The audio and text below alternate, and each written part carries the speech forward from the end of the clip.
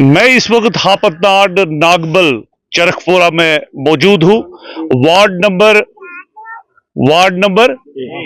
1 में मौजूद हूँ। ये जो आप रिहायशी मकान देख रहे हैं, ये मरहूम शहीद आदिल साहब का आबाई घर है और यहाँ पे ताज़ियती मजलिस इस वक्त जारी है। याद होगा कि गुज़श्ता दिन पहलगाम टेरर अटैक में जो कश्मीरी जो लेबरर था जो वहां पे शहीद हुआ, वो यहां के ही थे, यानी हापतनाड नागबल के रहने वाले थे। और आप देखें, जब इलाके में ये खबर फैल गई, आपको मैं बता दूं कि हर एक आंख जो है वो नम हुई। और यहां पे इस वक्त ताज़ियत पुरसी के लिए न सिर्फ इलाके की खवातीन आई है, बुजुर्ग आए हैं और नौजवान है, हर एक आंख नम है। जाहिर सी बात है, ये नहीं होना चाहिए था, लेकिन आदिल क्यों पहलगाम पहुंचे थे और मैं जानने की यहां पे कोशिश करूंगा, क्योंकि आदिल साहब के जो वालिद साहब है मेरे साथ यहां पे मौजूद है और काफी मुश्किल है इनके साथ बात करना, क्योंकि कितना बर्दाश्त करेंगे जब वही जानता है जिसका लख्त जिगर इस दुनिया से छिन जाता है। जनाब बताइए सर, आदिल साहब कब अपने घर से निकले थे और वापस कब आपने आखिरी बार उनको कब देखा था? और ये बताइए, क्या इकलौते थे जो आपको घर को चलाते थे? जनाब वो कल सुबह यहाँ से पहलगाम चले गए घोड़े चलाने को जी। वहाँ उधरी के घोड़े होते थे उनके, और वो 300-300 रुपया उनको एक फेरे का देते थे, जो ऊपर मजदूरी करते थे वो ऐसे ही। जी जी। कल गए वो सुबह यहाँ से, फिर चले गए पहलगाम। फिर बाद में हमें 1-2 बजे तक कोई पता नहीं लगा। 2 बजे बाद फिर हमने सुना कि वहाँ फायरिंग हुई, और जब हमने सुना फायरिंग हुई तो हमने अपने फोन किए, हमने किया उसको फोन, और फोन में उसको स्विच ऑफ आया वो फोन। फिर जब उसका फोन स्विच ऑफ आया, हम करते रहे तो लेकिन फोन ऑन नहीं हुआ। फिर 1-2 घंटे के बाद फोन ऑन हुआ। फिर हमने फोन किया तो फोन नहीं उठाया किसी ने। जी जी। हाँ, फिर हम ऐसे ही करते रहे शाम तक। शाम फिर जब हो गई तो फिर हम गए अशमकाम थाने पे, वहाँ पे हमने रिपोर्ट रखी, और वहाँ पे हमने फिर उधर जाने की कोशिश की, पहलगाम जाने की, लेकिन उधर पुलिस वालों ने उधर नहीं जाने दिया। तो फिर हम वापस घर आ गए। जब घर, आपको कब पता चला? फिर जब हम घर आए तो घर में जो ये मेरे दूसरा लड़का है और मेरा चचेरा भाई है, दूसरा चचेरा भाई है, दूसरा भी चचेरा भाई है, ये 3, और दूसरा इरशाद है यहाँ, वो भी चचेरा भाई है। एक गाड़ी लेके चले गए।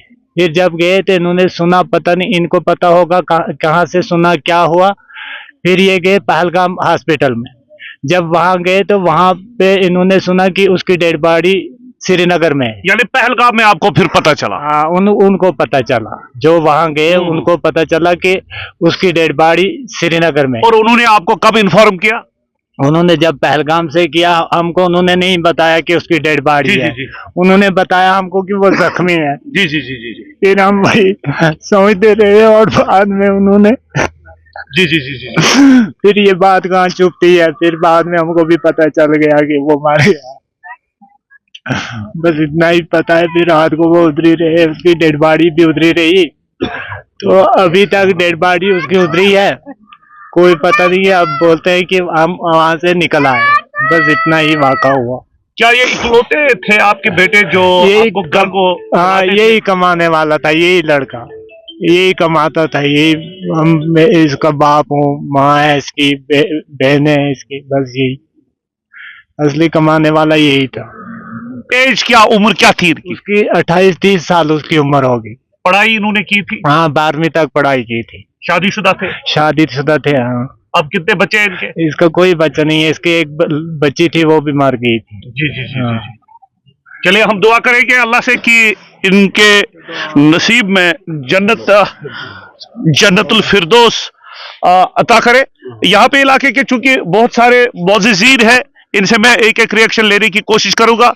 बताइए सर, आपका कोई खास मुतालबा सरकार से, कैसे अब ये घर चलेगा? आपको फिक्र भी करनी है, आप हमसाया हैं, इनके रिश्तेदार भी बहुत सारे यहाँ पे होंगे, क्या कहेंगे? सर मेरा सरकार से ये मुतालबा है, पहले तो मुतालबा ये है कि जो जिन्होंने ये घिनौनी हरकत की है, ये आलमी इंसानियत का कत्ल है। जी जी। ये एक आदमी को इन्होंने नहीं मारा, बल्कि इन्होंने हमारी कश्मीरियत, जो कश्मीरियत पूरे वर्ल्ड में जिंदा थी, उस कश्मीरियों का इन्होंने कत्लेआम किया।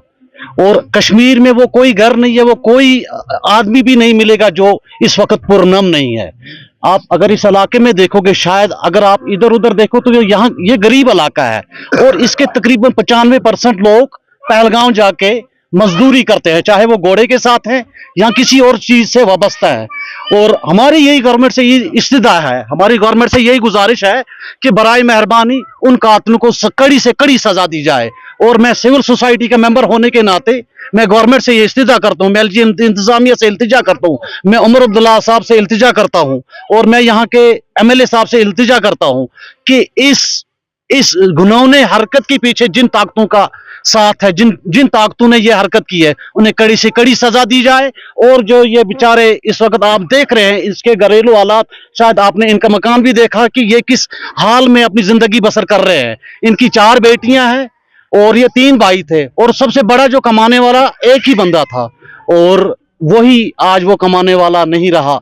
मैं सिर्फ इस घर के साथ ही नहीं, बल्कि सिविल सोसाइटी का एक इंसान, एक अदना सा खादिम होने के नाते, मैं जितने भी इस मतलब इस असाम्बे में इस जो यहाँ पे ये आसानियां हुआ, इस सानिया में जितने भी अफराद वहां पे शहीद हुए, हम उन्हें शहीद बोलेंगे, जितने भी, क्योंकि वो आम नहते इंसानों को इन्होंने कत्ल किया। जितने भी वहां शहीद हुए, उनके साथ हम हर टाइम शाना बचाना खड़े हैं। चलिए, उमर साहब भी यहाँ पे श्रीनगर से ताजियत पुरसी के लिए पहुंच गए हैं। आपसे गुजारिश, अगर आप थोड़ा आगे आएंगे, इनके लिए जगह दीजिए, थोड़ा और आगे आइए, और ताकि हम आपकी रिएक्शन लेंगे। क्या कहेंगे सर, आपने श्रीनगर से आप आए और आपने ये ताजियत पुरसी के लिए यहाँ पे आए?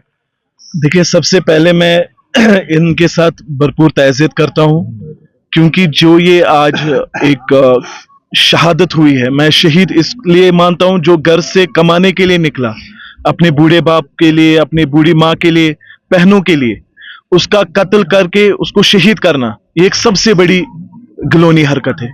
और जिन्होंने ये किया है उनको इंसानियत के साथ कोई भी वाबस्तगी नहीं है। वो इंसान के नाम पे दब्बे हैं, कलंक है। बस हमारी जो सरकार है, आज पूरा कश्मीर हो रहा है। ये खाली तहज़ीत इस घर में नहीं है, पूरे कश्मीर में तहज़ीत है, क्योंकि कश्मीरियत का कत्ल हुआ है, इंसानियत का कत्ल हुआ है। आज मैं जो हमारे प्राइम मिनिस्टर श्री नरेंद्र मोदी है, अमित शाह जी है, उनसे बस एक गुजारिश करूंगा, आज पूरा कश्मीर आपके साथ है, आज आपको एक्शन लेने का वक्त है। जिन्होंने ये हरकत की है उनको नेस्त नाबूद करने की आज जरूरत है। इनके घर के बारे में कैसे? इनके घर के बारे में मैं यहाँ पे बस इतना कहूंगा कि हमारी जो ऑर्गेनाइजेशन है मुसादा एमएफ प्रोडक्शन, मुसादा फाउंडेशन, मैं इतना कर सकता हूं कि मंथली इनका एक, जो मैं यहाँ पे सभी लोगों के सामने, क्योंकि इन्होंने एक लख्त जिगर खोया है, मैं उनकी भरपाई नहीं कर सकता, लेकिन इतना कर सकता हूं कि इनकी उस दस्तराजी के लिए हमारी ऑर्गेनाइजेशन से इनको मंथली कुछ पे मिलेगा। ये हमारी तरफ से इनको होगा। बाकी हमारी एक मैसेज है, हमारी एक ये है कि लोगों को सतर्क रहना है। किसी भी जो हमारे एंटी सोशल एलिमेंट्स है, जो समाज के दुश्मन है, नासूर है, उनको नेस्त नाबूद करना है, उनको वक्त पे लोगों के सामने लाना, क्योंकि उन्होंने कल ये नहीं देखा। ये उस इंसान के लिए शर्म की बात है, ये शर्म की बात है जिसने एक बेटी के सामने उसका बाप का कत्ल किया, जिसने उसके बेटे के सामने उसके बाप का कत्ल किया, चुन चुन के मारा। ये इंसानियत का कत्ल है और पूरी कश्मीरी कौम उन तमाम जो इसमें शहीद हुए हैं, मैं उनको शहीद कहूंगा, उनके साथ भरपूर ताज़ियत करती है, और खास तौर पे आदिल हुसैन साहब के घर वालों के साथ हमारी ऑर्गेनाइजेशन और हमारा ताज़ियत भरपूर है। चलिए, आपने बात की, आपका बहुत बहुत शुक्रिया। एक मंजर दिखाने की मैं कोशिश करूंगा। आप देखें, यहाँ पे खवातीन भी आई है और आप देखें ये इस वक्त बिल्कुल ताजियत में बिल्कुल शरीक है। इलाके के लोग आए हैं और आप देखें कितने लोग यहाँ पे जमा हुए हैं। हालांकि जो इनकी मयत है अभी यहाँ पे नहीं पहुंची है, लेकिन श्रीनगर से जो मयत है वो रवाना कर दी गई है। और जो इंफॉर्मेशन मुझे दी गई, आधा रास्ता उन्होंने तय किया है, लेकिन 1 या 2 घंटों में वो यहाँ पे पहुंचेंगे और फिर जो मयत का तदफीन भी होगा। और इसीलिए आज हापतार, नागबल, चरकपोरा का जो ये आदिल हुसैन शाह साहब है, इनके साथ पूरा इलाका, इस खानदान के साथ, इनके वालिद साहब के साथ, फैमिली मेंबर्स के साथ सारे लोग जो है वो हमदर्दी का इजहार कर रहे हैं। फिलहाल मुझे दीजिए हापतदार, चरकपोरा, नागबल से इजाजत। खुदा हाफिज।